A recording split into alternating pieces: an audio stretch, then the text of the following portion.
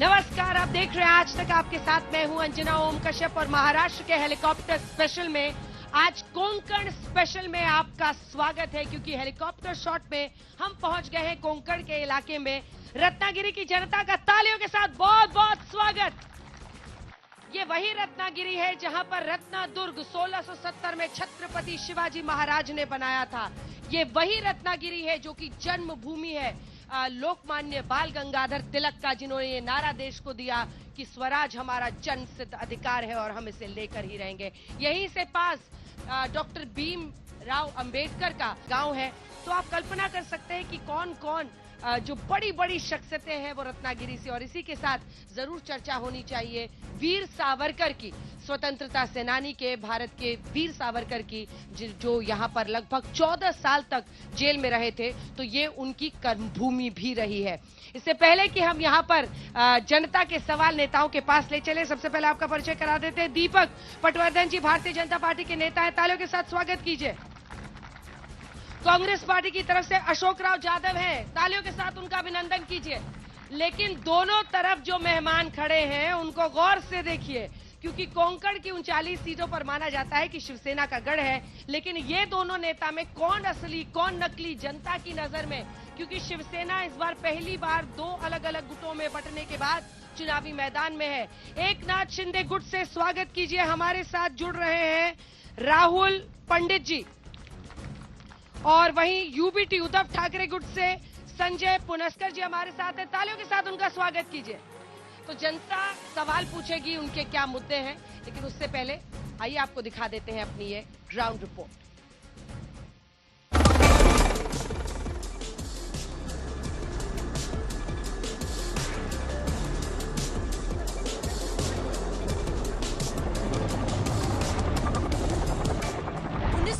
में रत्नागिरी से अलग होकर सिंधुदुर्ग जिला बना था और अब हम पहुंच गए हैं महाराष्ट्र के कोंकण इलाके में। अब इस पूरी सीट पर अगर आप नजर मारिए तो ये सेना का गढ़ रहा है। कोंकण इलाके में ठाणे से लेकर कोंकण ये पूरा इलाका शिवसेना का गढ़ रहा है। इस बार सेना दो फाड़ है, शिंदे गुट है, उद्धव गुट है। यहाँ पर जनता क्या वर्डिक्ट देती है, क्या फैसला सुनाती है, इससे महाराष्ट्र का मुकद्दर तय होगा। लेकिन हम जिस सिंधुदुर्ग में मौजूद है ये जाना जाता है सिंधुदुर्ग किले की वजह से। इस पूरे इलाके में किसकी पैठ है, किस नेता पर भरोसा है, किसका वर्चस्व है, आइए लिए चलते हैं आपको। और हाँ, मालवण में के पास जो छत्रपति शिवाजी महाराज ने ये सिंधुदुर्ग किला बनाया है, उससे यहाँ की पहचान है, वहां का नजारा भी आपको दिखाएंगे। तो चलिए, सिंधुदुर्ग की जनता कोंकण इलाके महाराष्ट्र में क्या कह रही है, चलते हैं।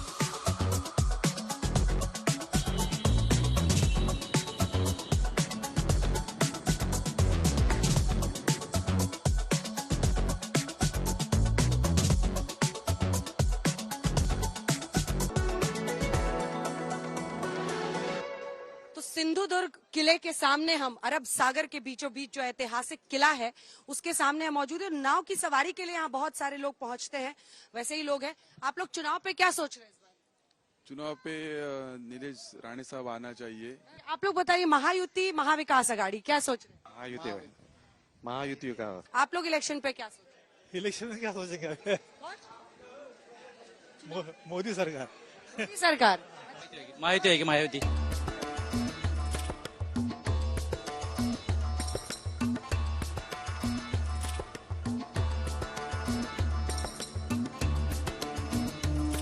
और छत्रपति शिवाजी महाराज के जिस किले की मैंने आपको बताई थी, यही वो सिंधुदुर्ग किला है जिस पर हम जा रहे हैं। भारी तादाद में पर्यटक यहाँ पर पहुंचते हैं, वाटर स्पोर्ट्स का भी आयोजन होता है।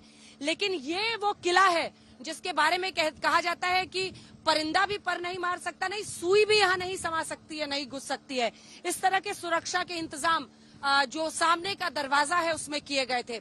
1664 में ये किला बनाया था और इसीलिए कहा जाता है कि ये किला महाराष्ट्र की सुरक्षा के लिए एक ऐसा अभेद्य किला बना जो हमेशा छत्रपति शिवाजी महाराज की पहचान से भी जुड़ा रहा।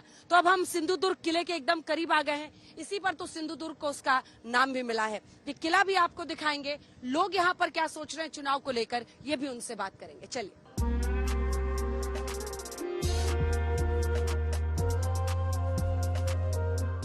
पहुंच गए हैं सिंधुदुर्ग किले में, जो कि छत्रपति शिवाजी महाराज ने बनाया था। यहाँ पर उनकी तलवार भी रखी जाती है और पर्यटक आप देख रहे हैं भारी तादाद में यहाँ पर पहुंचते हैं। जो पर्यटक यहाँ पहुंच रहे हैं महाराष्ट्र के कोने कोने से, चुनाव को लेकर वो क्या सोच रहे हैं ये भी आपको दिखाएंगे। लेकिन इस किले से आप अंदाजा लगा सकते हैं कि उस वक्त में अरब सागर के अगर बीचों बीच सुरक्षा का एक केंद्र बनाना था महाराष्ट्र के लोगों के लिए, देश के लोगों के लिए, तो छत्रपति शिवाजी महाराज ने कैसे यह अभेद्य सिंधुदुर्ग का किला बनाया था। और उसी सिंधुदुर्ग किले में अब हम पहुंचे हैं। क्या सोच रहे हैं आप लोग चुनाव पे? महायुति, महाआघाड़ी के, एक तरफ शिंदे, देवेंद्र फडणवीस, अजित पवार और दूसरा आघाड़ी। गुड आएगा। क्यों आएगा? क्योंकि उन्होंने काफी काम अच्छा किया है। उनका अगर पिछला देखा जाए तो उन्होंने बहुत अच्छे काम किए हैं। और शिवसेना गुट जो अभी ठाकरे साहब है, इन्होंने कांग्रेस से गठबंधन करके जो बाला साहब ठाकरे का जो मिशन था वो उन्होंने फेल किया। आप लोग चुनाव पे क्या सोच रहे हैं? इस बार क्या मुद्दे हैं और महायुति, आघाड़ी किस तरफ खड़े हैं आप? हम बीजेपी, शिंदे सेना और अजित पवार गढ़ की तरफ से है, क्योंकि उन्होंने जो ये 2.5 साल जो मिले उन्होंने उसमें बहुत अच्छा काम किया है। तो ये युति, आघाड़ी आपको कौन सा पसंद आता है?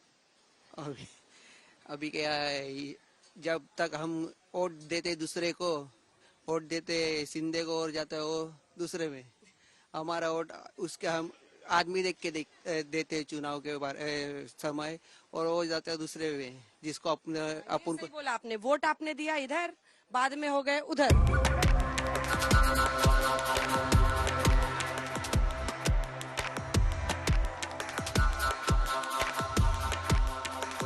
चुनाव में क्या सोच रहे हैं? महायुति या महाआघाड़ी? एकनाथ शिंदे, उद्धव ठाकरे, किसको सोच रहे हैं? शरद पवार, अजित पवार, किसको सोच रहे हैं? शिंदे सर। एकनाथ शिंदे। एकनाथ शिंदे। बीजेपी, इधर कांग्रेस, कौन जीतना चाहिए? शिवसेना वाले। शिवसेना। शिंदे, इधर ठाकरे, कौन जीते? ठाकरे।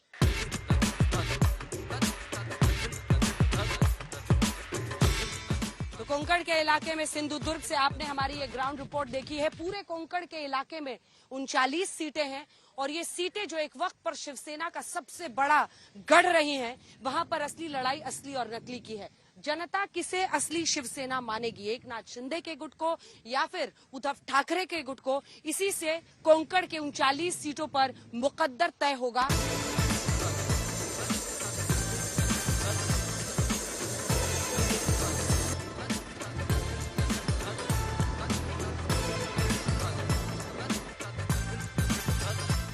स्वराज हमारा जन्म सिद्ध अधिकार है और हम स्वराज पाकर ही रहेंगे। ये नारा देने वाले देश को लोकमान्य बाल गंगाधर तिलक की जन्मभूमि रत्नागिरी में आपका स्वागत है।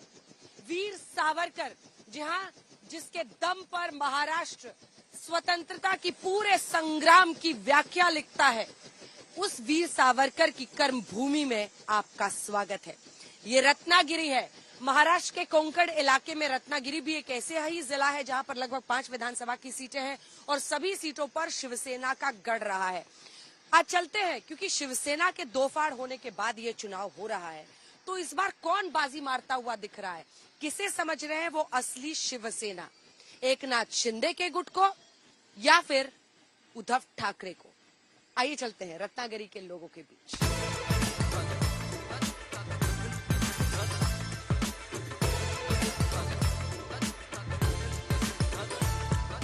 विश्वास किस पे होता है, महायुति पे या आघाड़ी पे?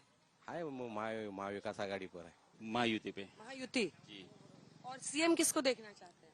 एकनाथ शिंदे जी को। महायुति अच्छा है जो एकनाथ शिंदे वाला है, या महाविकास आघाड़ी? क्या सोचते हैं? एकनाथ शिंदे। महायुति ठीक है। राष्ट्रीय फूल कौन सा अपना? बस उसी को बस। यस। तो आप किसको चाहते हो, एकनाथ शिंदे और बीजेपी या उधर? अगोदर काय सांगत नाही।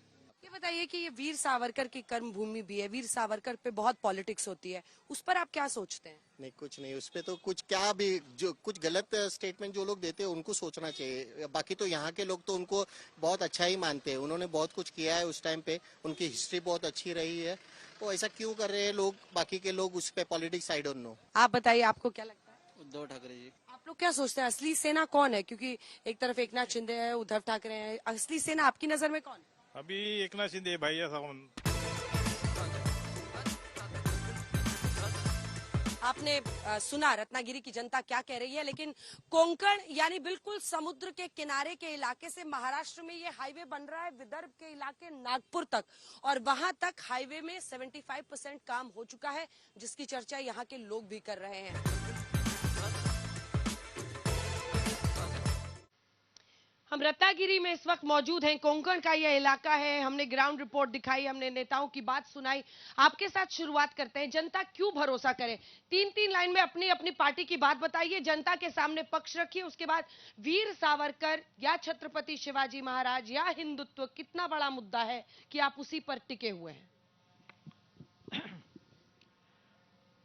महायुति ने पिछले 2-2.5 सालों में हाँ, जो काम किया है वो काम लोगों के सामने है। बहुत योजनाएं ऐसी मिली कि बहुसंख्य लोगों के लिए वो लाभदायी रही। महायुति का जो प्रशासन था, हाँ, उसके निर्णयों का जो वेग था, वो अगर आप देखें तो लोगों के मन में जो काम करने की सरकार से उम्मीद थी, हाँ, उसके ऊपर ये शासन पूरी तरह से निखर आया। ठीक है, आप माइक उठाइए सर। आप कांग्रेस पार्टी से पक्ष रखिए और जो तमाम मुद्दे आपने अध्यक्ष सबको सुना है, क्या आपको समझ में आ रहा है? छत्रपति शिवाजी महाराज के से वंदन करते हुए कांग्रेस पार्टी से वजह कहना चाहता हूं, हाँ, कि गए 2.5 साल अभी छत्रपति शिवाजी महाराज का नाम भी आपने लिया, हमें गर्व है। लेकिन 2014 में इन्हें भाजपा ने छत्रपति शिवाजी महाराज की छवि अपने पीछे लगी रही थी और हम छत्रपति शिवाजी महाराज के सिपाही है करके हमें चुना दो बोले थे। लेकिन अभी 2014 में के बाद 2019 में छत्रपति शिवाजी महाराज की छवि वो नहीं दिखाई रहे हैं। ठीक है, 24 में भी नहीं दिखा रहे हैं। इसका मतलब ही ये है, ये कितने स्वार्थी लोग हैं, ये आप जनता से समझना चाहिए। और छत्रपति शिवाजी महाराज का अवमान ठीक है, खाली यही लोग कर सकते हैं। हाँ, आप लोग दोनों आप माइक उठाइए।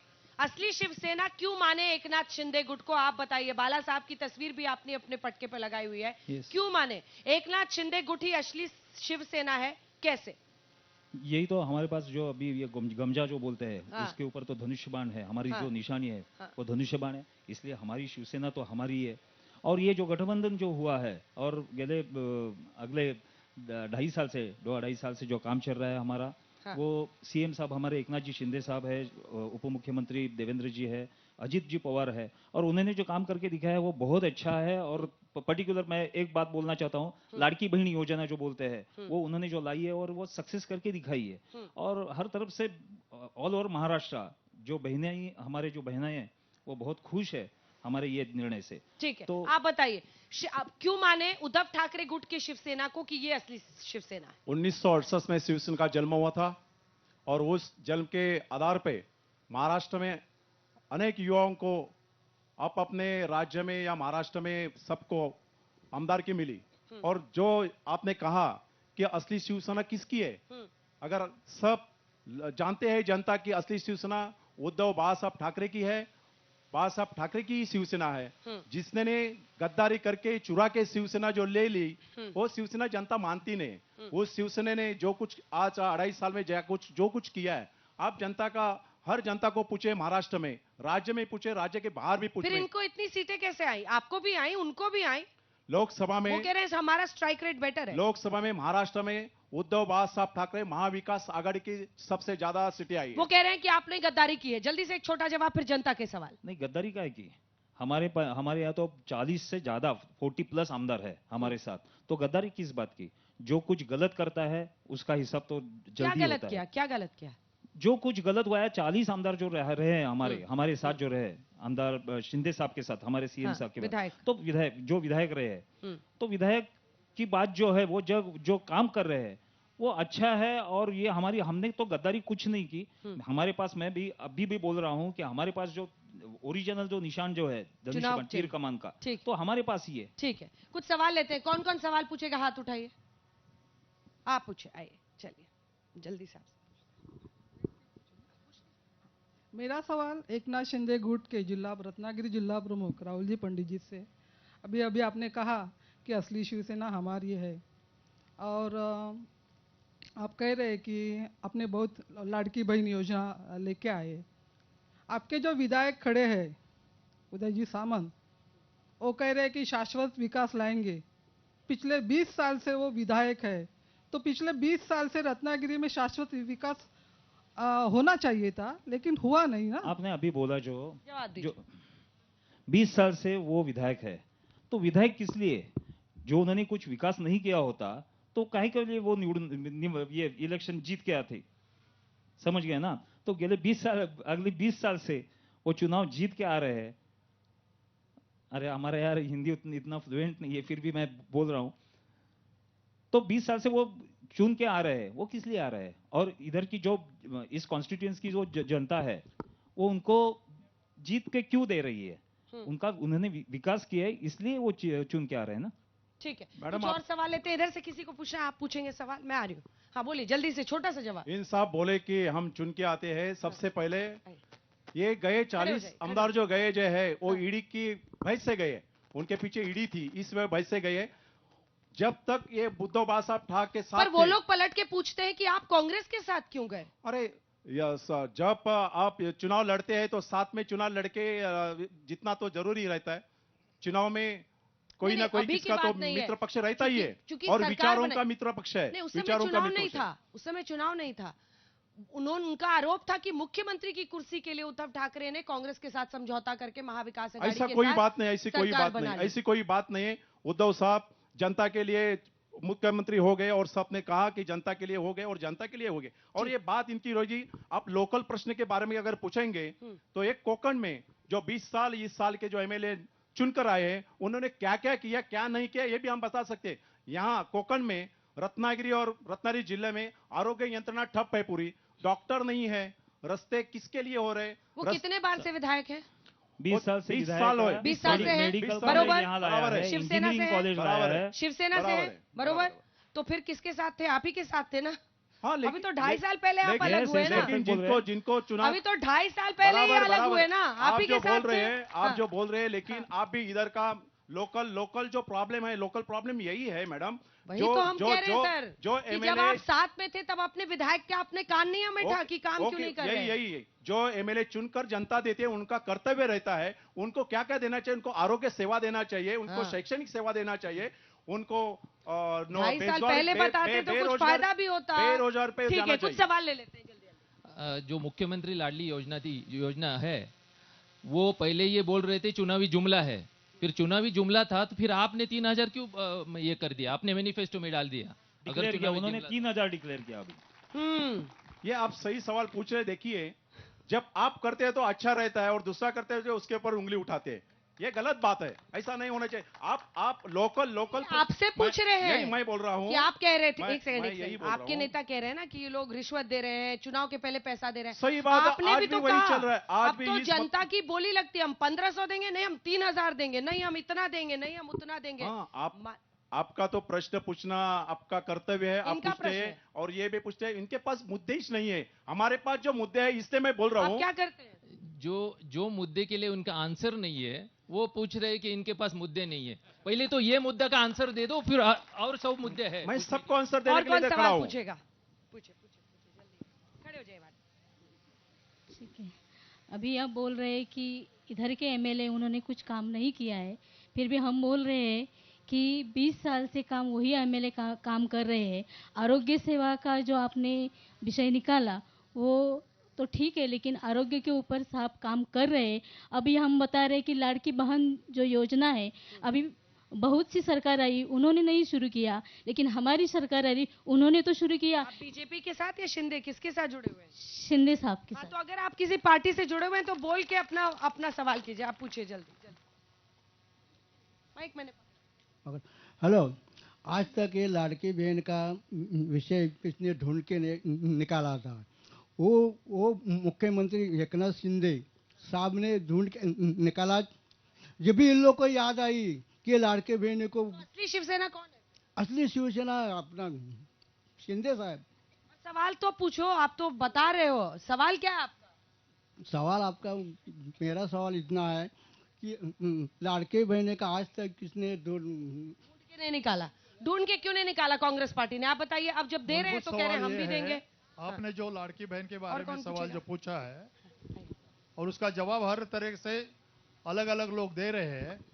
मैं इससे पहले आपको एक बात बता देता हूं कि 1985 में बैरिस्टर अंतुले ने संजय गांधी निराधार योजना लागू की। उनका ऐसा वोट लेने के लिए नहीं कभी मतलब लिया। उसके बाद विलासराव देशमुख ने कि जो वृद्ध कपाल योजना थी वो लागू की, उसको वोट के लिए कहीं इस्तेमाल नहीं किया। अभी ये लाडली बहन योजना जो लोकसभा चुनाव में हार गए और मध्य प्रदेश में जो उन्हें लाया थे वहां के मुख्यमंत्री ने, यही करके अजीत पवार जी ने इनका घोषणा कर दी। और यही घोषणा करने के बाद पहले ना सीएम को पता था ना डिप्टी सीएम फडणवीस को पता था, अकेले ही घोषणा कर दी और बाद में लाडली बहन सबके हो गए। ठीक है, मैं लौट रही हूँ, लेकिन क्या इसी नियम से 3000 वाली आपकी योजना भी इसीलिए है ताकि वोट मिले? जल्दी से आपको सुना देते हैं। हमने रत्नागिरी सिंधुदुर्ग के सांसद और केंद्रीय मंत्री नारायण राणे से बातचीत की है और सवाल उनसे पूछा है, सुनिए उनके जवाब। महाराष्ट्र में चुनाव है और कोंकण इलाके में एक बड़े चेहरे, मौजूदा वक्त में केंद्रीय मंत्री नारायण राणे हमारे साथ आज तक पर है। मेरा पहला प्रश्न आपसे यही है कि कोंकण इलाके में एक वक्त पर शिवसेना की तूती बोलती थी। आप सेना में भी रहे, 2005 में निकले, कांग्रेस में गए, अब आप बीजेपी से टिकट पर यहाँ पर लोकसभा सांसद हैं, केंद्रीय मंत्री हैं। इस बार असली और नकली की लड़ाई में असली सेना कौन साबित होगी? कोंकण के इलाके में क्या होगा? नारायण जी। असली सेना एकनाथ शिंदे की है।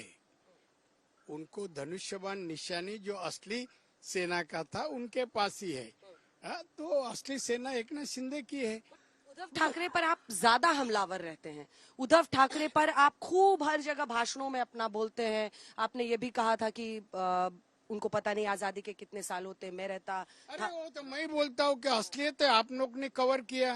वो देख के हम बोला जो भाषण कर रहे थे 26 जनवरी का, और वो जब 26 जनवरी का 15 अगस्त, तो पीछे अरे आजादी को कितने साल वो पूछते हैं। उनको मालूम नहीं है मुख्यमंत्री महाराष्ट्र का है और आजादी का साल नहीं।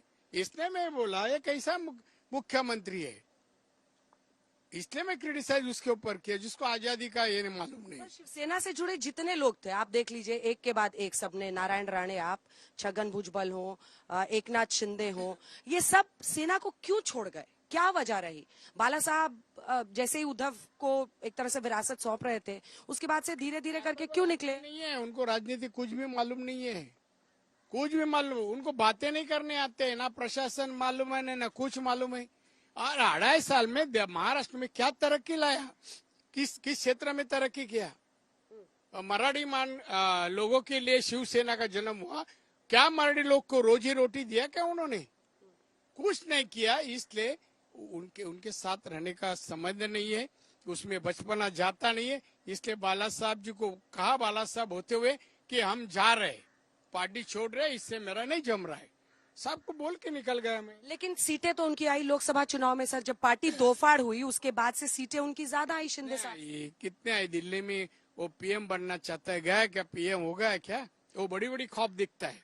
अभी देखो 25 आएगी, अभी 25 आएगी, 288। उनको 25 भी नहीं आएगी। अभी वो कहता है मुख्यमंत्री होगा। कैसा मुख्यमंत्री होगा? तो एक्सीडेंटली हो गया लास्ट टाइम मुख्यमंत्री शरद पवार जी के वजह से। हाँ, इस बार नहीं बनाएंगे अगर जीतती भी आघाड़ी तो? आघाड़ी कभी जीतेंगे नहीं, हम जीतने देंगे क्या? नहीं जीतेंगे। अच्छा, उद्धव ठाकरे ने कल एक वीडियो डाला कि उनकी चेकिंग हो रही थी, चॉपर पे सामान निकाला गया। वो कह रहे विपक्ष के नेताओं की ये इलेक्शन कमीशन का फ्लाइंग स्क्वाड चेकिंग नहीं कर रहा, सिर्फ उनकी विपक्षी नेताओं की चेकिंग हो रही। ऐसा कुछ नहीं है, वो देखता नहीं है, उसको डर काहे के लिए? चेकिंग क्या इलेक्शन कमिश्नर कर रहा है? हर हेलीकॉप्टर जाता है तो उसमें चेकिंग होती है, छोटा प्लेन जाता है उसमें चेकिंग तो होती है। तो उसको इतना क्या खराब लगा कि हमारा हो रहा है? और परसों तो एकनाथ शिंदे जी का हुआ, सबका होता है। अब आप पर आते हैं और इस पूरे कोंकण इलाके पे आते हैं। वो सवाल जो हमेशा पूछा जाता है कि आपकी एक वो मतलब जिसको कहते हैं दबंगई वाली पॉलिटिक्स है इस पूरे इलाके में। अब ऐसा कहते हैं लोग और ऐसी ही छवि आपकी है इस इलाके में, आपको भी पता है। आप बोलते हैं मैं महाराष्ट्र का मुख्यमंत्री रह चुका हूँ, मैं बचपन से मुंबई रह चुका हूँ, खाली जन्म इस इलाके में हुआ है। तो दबंगगिरी बोलो, पॉलिटिक्स बोलो, जो भी काम में किया है पूरे महाराष्ट्र के लिए किया है, खाली कोकण के लिए नहीं किया है। तो मैं कोकण से दबंगगिरी नहीं, अपनी सब जगह चलती है। जो मन में आता है वो नारायण राणे बोलते हैं, वो नितेश राणे। अब देखिए, बीजेपी कहती है फैमिली पॉलिटिक्स नहीं होनी चाहिए। आपके 2 बेटे हैं ना अभी विधानसभा चुनाव में, और नितेश राणे कहते हैं 24 घंटे के लिए पुलिस को हटा दो, हिंदू समाज सिखा देगा। ये क्या इससे वोट मिलेगा क्या? इसी वजह से कहते हैं कि आप लोगों को डराते। कहा पूरा एक क्वेश्चन पूरा नहीं करते। वो बोला कि हिंदू समाज लोगों को राजनीति में किस तरह से तरक्की देश की करना, राज्य करना, ये सिखा देगा, ऐसा उन्हें कहना है। ये हिंदू मुस्लिम पॉलिटिक्स नहीं है। नहीं, अरे सबको है, ऐसा नहीं कि मुस्लिम लोगों को नहीं। मैं आपको 2 सवाल पूछूंगा। पहले 2019 में जो गठबंधन सरकार महाराष्ट्र में बनी, वो गठबंधन सरकार ने लाड़की बहन योजना क्यों डिक्लेयर नहीं की? क्योंकि उस समय गठबंधन सरकार में जो मुख्यमंत्री थे तो सन्मान्य उद्धव जी ठाकरे थे, और अभी जो शिंदे साहब को बोले जा रहे हैं कि चुनाव मामला करके 1,500 रुपया बहनों को दिया, तो मेरा प्रश्न ऐसा है कि 2019 में गठबंधन सरकार हुई तो मुख्यमंत्री उद्धव ठाकरे थे, उन्होंने क्यों नहीं डिक्लेयर किया? अब वो जो उनका जो अभी चुनाव है उसमें उन्होंने 3,000 क्यों डिक्लेयर किया, तो पहले ही उन्होंने क्यों नहीं किया? ये पहला सवाल है।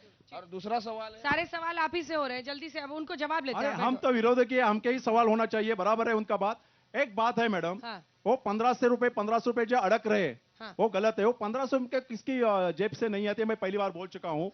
लेकिन ये साहब जो बोलते 3,000 का जो जुमला चल रहे हैं, वो भी देखिए जो इलेक्शन रहता है उसके ऊपर कुछ ना कुछ ये बात कर रहे हैं ना, ये नहीं इधर के लोकल प्रश्न के बारे में आपको घुमा रहे, आपको यही घुमा रहे। आप जो इस साहब हमारे बोले, हमारे साथ जो बोले आरोग्य यंत्रणा पे आरोग्य, हमारे यहाँ मनोरुग्णालय 138 साल का है मनोरुग्णालय। ये मनोरुग्णालय जयसिंहपुर में गया। झूठ है, ये झूठ बोल रहे हैं। ऐसा कुछ क्यों नहीं बोले? मैडम मेरे पास इनको मालूम नहीं, कुछ भी मालूम नहीं। मैडम मेरे पास और सवाल है। यहाँ का पर्यटन जो है, यहाँ का जो पर्यटन जो है, यहाँ का जो पर्यटन जो है, खाली आप थोड़ी बोलेंगे, जल्दी से बोलिए, जल्दी से जवाब दीजिए। उधर क्यों जाएगा जयसिंहपुर में? यहाँ अच्छा चल रहा है, सब कुछ अच्छा हो रहा है, ये गलत बात है। राष्ट्रीय मुद्दों पर क्या भटकाते हैं यहाँ की जनता को? एक हिंट दे दीजिए, कितनी सीटें आ रही मैडम हैं? इनको जानकारी। कोंकण के इलाके में शिवसेना का गढ़ था, असली कौन, किसे मानेगी जनता? जल्दी से शिंदे सर को ही मानेगी। शिंदे कैसे? मतलब कोकण मतलब रायगढ़, रत्नागिरी, सिंधुदुर्ग, ठाणे, पालघर, इसमें मैक्सिमम सीट जो है वो शिवसेना गठबंधन की और बीजेपी शिवसेना चलिए राष्ट्रवादी इसी की के साथ आएगी। अंत करते हैं। बहुत बहुत धन्यवाद आप सभी का हमारे पास आने के लिए।